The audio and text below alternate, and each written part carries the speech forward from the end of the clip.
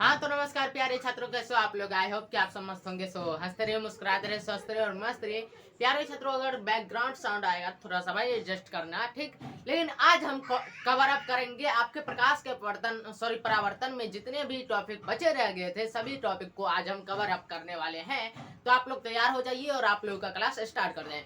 पहले फर्स्ट में ऊपर में आप देख रहे होंगे उत्तल दर्पण में जो है प्रतिबिंब का बनना, ये एक टॉपिक है। तो इसमें एक चीज आप लोग ध्यान कर लीजिए, उत्तल दर्पण में जो है हमेशा आभासी और सीधा प्रतिबिंब होता है। ये टॉपिक क्लियर रहना चाहिए, ठीक। उसके बाद कहाँ जगह है कैसा, और दूसरा इसमें एक टॉपिक आपको क्लियर रखना पड़ेगा कि उत्तल दर्पण में जो है छोटा और बहुत छोटा प्रतिबिंब बनता है। इसके बाद जगह पर जो है किसी जगह पर रखा गया वस्तु है तो उसका प्रतिबिंब कहाँ बनेगा, बस ये आपको देखना है, ठीक। दो चीज आपका उत्तल दर्पण में क्लियर होना चाहिए। एक तो उत्तल दर्पण में जो है आभासी और सीधा प्रतिबिंब हमेशा बनता है, और दूसरा जो है उत्तल दर्पण में छोटा और बहुत छोटा प्रतिबिंब बनता है। साइज की बात करें तो छोटा और बहुत छोटा, और इसकी प्रकृति की बात किया जाए तो प्रकृति भाई कैसा रहेगा, आभासी और सीधा। बाकी बात अब देखा जाएगा कि उत्तल दर्पण में वस्तु को हम कहाँ रख रहे हैं और तब उसका प्रतिबिंब कहाँ बनता है, ये देखा जाएगा। नेक्स्ट आपका है इसमें कि उत्तल दर्पण का क्या उपयोग है, ठीक। तो उत्तल दर्पण का भाई उपयोग होता है वाहनों, यानी कि आप लोग गाड़ी चलते हुए देखते होंगे भाई, रोड पे गाड़ी चलती है, ठीक। तो उसमें जो साइड मिरर के रूप में उत्तल दर्पण का उपयोग किया जाता है पीछे देखने के रूप में, ठीक। पीछे का जो दृश्य देखना है उसके लिए जो है साइड मिरर के रूप में उत्तल दर्पण का उपयोग किया जाता है, ठीक। नेक्स्ट आपका एक चीज है चिन्ह परपाटी के अनुसार। तो चिन्ह परपाटी के अनुसार जो होता है अवतल दर्पण का वक्रता त्रिज्या r तथा फोकस दूरी f दोनों जो होता है ऋणात्मक होता है, ठीक।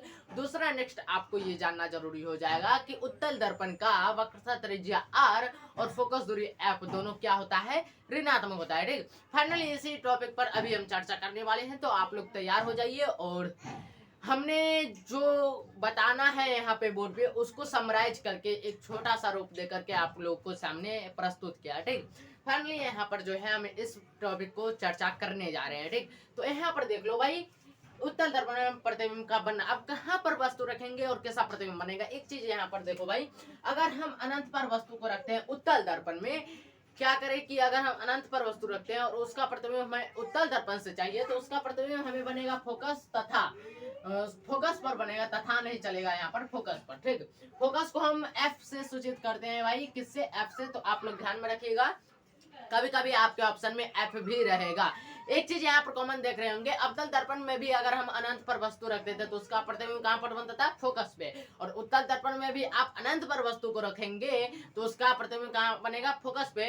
लेकिन ये आभासी और सीधा प्रतिबिंब बनेगा और दर्पण के पीछे बनेगा, ठीक। ये मुख्य पॉइंट यहाँ पर एड हुआ है कि ये जो प्रतिबिंब बनेगा वो दर्पण के पीछे बनेगा, ठीक।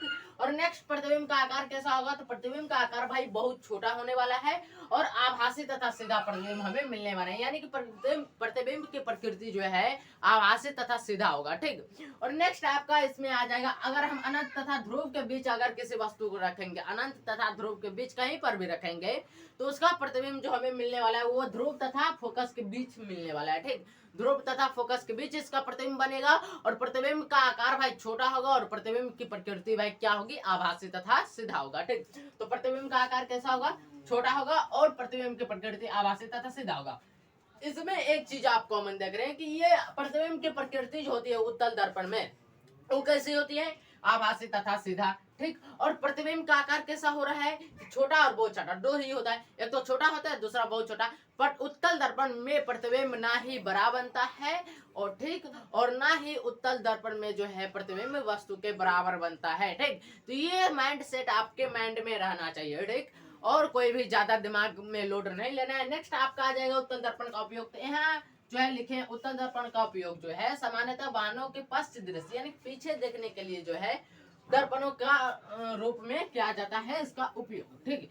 यहाँ पश्च दृश्य के जगह पर आप लिख सकते हैं साइड मिरर के रूप में, ठीक। पश्च दृश्य दर्पणों लिख दिए, यहीं पर आप लिख सकते हैं भाई साइड मिरर के रूप में, ठीक। तो के रूप में तो हम रहने देंगे, ये पश्च दृश्य दर्पणों ये जो यहाँ पर है ना इसके जगह पर आप लिख लीजिएगा साइड मिरर, ठीक। साइड मिरर के रूप में किया जाता है, यानी कि बगल में जो कार बस ट्रक जो भी वाहन आप देखते होंगे या फिर मोटरसाइकिल ले लीजिए, तो उसमें बगल में दोनों साइड आईना दिया रहता है, यानी कि दर्पण दिया रहता है। ठीक, वो किस लिए? तो पीछे से जो गाड़ी आ रही है, ठीक, उसको देखने के लिए कि वो गाड़ी हमारे कितनी नजदीक आ चुकी है, ताकि उसको जो है साइड दिया जाए। इसलिए इस मिरर यानी कि इस दर्पण का नाम रखा गया है साइड मिरर।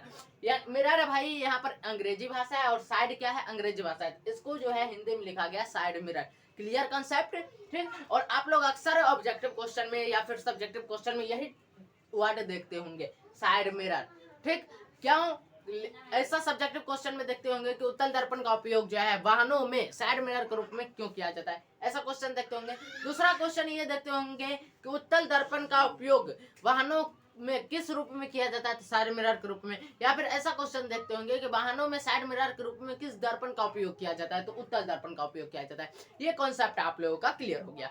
ठीक, नेक्स्ट कॉन्सेप्ट आपका आने वाला है कि चिन्ह परपाटी के अनुसार क्या होने वाला है। चिन्ह परपाटी, एक चिन्ह परपाटी होता है, मतलब चिन्ह का नियम होता है। ठीक, तो चिन्ह का नियम क्या है? तो भाई ये चिन्ह का नियम आपको ध्यान में रखना पड़ेगा। अगर अवतल दर्पण है तो उसकी वक्रता त्रिज्या r तथा उसकी फोकस दूरी f जो है ऋणात्मक होगी, यानी कि इसका फोकस दूरी और वक्रता त्रिज्या जब लिखाएगा, मान लिखाएगा, तो उसमें पीछे से माइनस लगा रहेगा। ठीक, क्या माइनस? ऋणात्मक का चिन्ह क्या होता है? माइनस। ठीक, और वहीं पर अगर आपका उत्तल दर्पण रहेगा तो उत्तल दर्पण की वक्रता त्रिज्या r तथा फोकस दूरी f जो होती है धनात्मक होती है। कैसी होती है? धनात्मक, यानी कि यहाँ पर उसकी वक्रता त्रिज्या r और फोकस दूरी f जो होती है वो प्लस में रहेगा। और प्लस भाई आप लोगों को हमने मैथ में पढ़ाया है, प्लस छुपा हुआ रुस्तम रहता है, तो ये दिखता नहीं है, ये प्लस छुपा हुआ रहता है। प्लस को लिखा नहीं जाता है, किसी भी अंक, किसी भी सेंटीमीटर, अगर 5 सेंटीमीटर 5 मीटर है तो उसके पीछे नहीं लिखा जाएगा। ठीक, कोई अंक है तो उसके पीछे नहीं लिखा जाता, ये छुपा हुआ रुस्तम है और ये छुपा हुआ ही रहता है। ठीक, तो ये वाला कॉन्सेप्ट भी आप लोगों का क्लियर हो गया होगा। फाइनली ये जो बोर्ड पर हमने कॉन्सेप्ट क्लियर किया, इसका स्क्रीनशॉट आप लोग ले सकते हैं। मैं साइड हो जाता हूँ भाई, मुझे उम्मीद है आप लोग क्लियर समझ गए होंगे, तो आप लोग फटाफट से इसका स्क्रीनशॉट ले लो। मुझे उम्मीद है भाई आप लोग इसका स्क्रीनशॉट ले चुके होंगे। तो चलिए भाई चलते हैं नेक्स्ट टॉपिक पे। ठीक, देखो भाई ये टॉपिक, इस टॉपिक में दर्पण सूत्र पर हम चर्चा कर रहे हैं, इसके साथ साथ आवर्धन पर भी चर्चा करेंगे। दर्पण सूत्र क्या होता है भाई? दर्पण सूत्र से पहले आपको वस्तु दूरी, प्रतिबिंब दूरी और फोकस दूरी को जानना आवश्यक हो जाता है। वस्तु दूरी क्या होता है? तो भाई एक सेकेंड भाई, दर्पण हमने बताया था, ठीक, कुछ याद है? हमने आप लोगों को जो है दर्पण बताया था। दर्पण में हमने आप लोगों को बताया था, गोलीय दर्पण में क्या भाई? ध्रुव बताया था। तो उस ध्रुव से वस्तु की दूरी को वस्तु दूरी कहेंगे, और उस ध्रुव से प्रतिबिंब की दूरी को क्या कहेंगे भाई?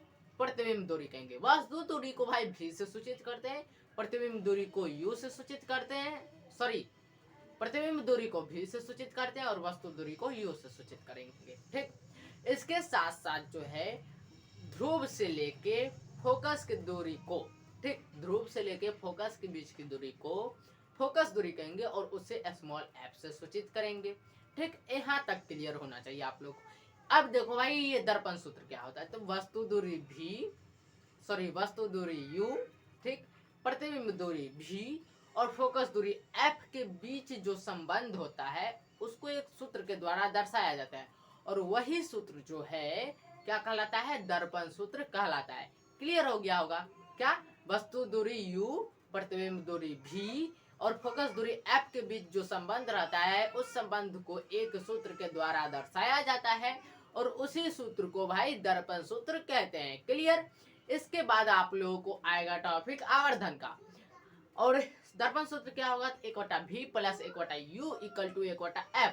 वहीं पर अगर लेंस सूत्र की बात करें तो प्रकाश के अपवर्तन में लेंस सूत्र आपको पढ़ाएंगे, तो वहां पर प्रकाश के अपवर्तन में हो जाएगा 1/v minus 1/u equal to 1/f। ये हो जाता है लेंस सूत्र। तो यहाँ दोनों में आप लोग फर्क देख लिए, दर्पण सूत्र में प्लस और लेंस सूत्र में माइनस रहता है। ठीक, क्लियर हो गया। इसके बाद जो है आप लोगों को दर्पण सूत्र और लेंस सूत्र क्लियर हो गया। इसके बाद जो है आप लोगों को, ठीक, क्या होगा?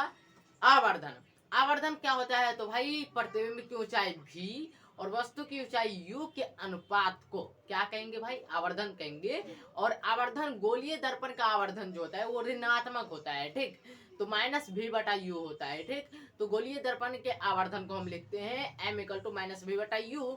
और यहाँ पर एम क्यों बताए, तो भाई आवर्धन को जो है एम से सूचित किया जाता है। ठीक, यहाँ तक क्लियर हो गया होगा। तो अब हम बोर्ड पर नजर डालेंगे और यहाँ पर देखते हैं। यहाँ पर देखो भाई बोर्ड पर एक दर्पण सूत्र, दर्पण सूत्र में क्या लिखा गया है कि गोलीय दर्पण के लिए वस्तु दूरी u, प्रतिबिंब दूरी v और फोकस दूरी f के बीच के संबंध को क्या कहेंगे भाई, एक सूत्र से दर्शाया जाता है, यानी कि दिखाया जाता है। वो सूत्र कौन सा है भाई, ये सूत्र है। ठीक, तो इस जो सूत्र से जिसे दिखाया जा रहा है उससे क्या कहेंगे भाई, इस दर्पण सूत्र कहा जाता है। ठीक, सूत्र क्या है भाई, देख लो, 1/v plus 1/u equal to 1/f। इस सूत्र को हमने ब्लैक मार्कर से घेर डाला। ये बहुत ही इंपॉर्टेंट सूत्र है और इस सूत्र को भाई आपके 5 नंबर में पूछा जा सकता है और कई बार पूछा गया है इस सूत्र को सिद्ध करने के लिए। ठीक, और एक सूत्र है F इक्वल टू R/2।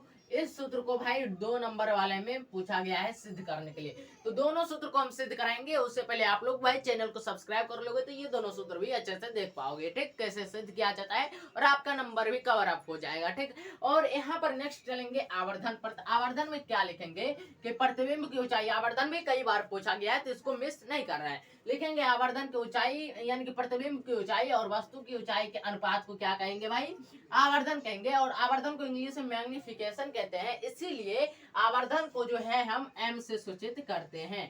ठीक है, तो आवर्धन किसे कहा जाता है ये क्लियर हो गया होगा। प्रतिबिंब की ऊंचाई और वस्तु की ऊंचाई का अनुपात को आवर्धन कहा जाता है। तो यहाँ पर लिख देंगे m इक्वल टू प्रतिबिंब की ऊंचाई बटा वस्तु की ऊंचाई। वहीं पर गोलीय दर्पण के लिए हम लिखेंगे m equal to minus v बटा u। भाई प्रतिबिंब की ऊंचाई क्या है v, वस्तु की ऊंचाई u, तो इसमें माइनस क्यों लगा, क्योंकि गोलीय दर्पण है। क्लियर हो गया होगा प्यारे साथियों। तो मुझे उम्मीद है आप लोग अच्छे समझ गए होंगे। फटाफट से स्क्रीनशॉट ले लो भाई मेरे, हमें उम्मीद है आप लोग स्क्रीनशॉट भी ले चुके होंगे। ठीक, तो ब्लर तो नहीं है भाई, देख लेते हैं एक बार, कोई ब्लर नहीं है। तो मुझे उम्मीद है आप लोग स्क्रीनशॉट भी ले चुके होंगे। तो प्यारे साथियों आपका चैप्टर हुआ एंड और आप लोग अच्छे से समझ भी गए होंगे। तो नेक्स्ट क्लास आने वाला है ये सूत्र और ये सूत्र को सिद्ध करने के लिए। तो उससे पहले आप लोग इस चैनल को सब्सक्राइब कर लोगे तभी तो वो क्लास देख पाओगे भाई। तो थोड़ा सा बैकग्राउंड साउंड आता है तो थोड़ा सा एडजस्ट कर लीजिएगा। ठीक, तो चलिए प्यारे साथियों मिलते हैं नेक्स्ट क्लास में। तब तक के लिए हंसते रहिए, मुस्कुराते रहिए, स्वस्थ रहिए और मस्त रहिए। जय हिंद, जय भारत।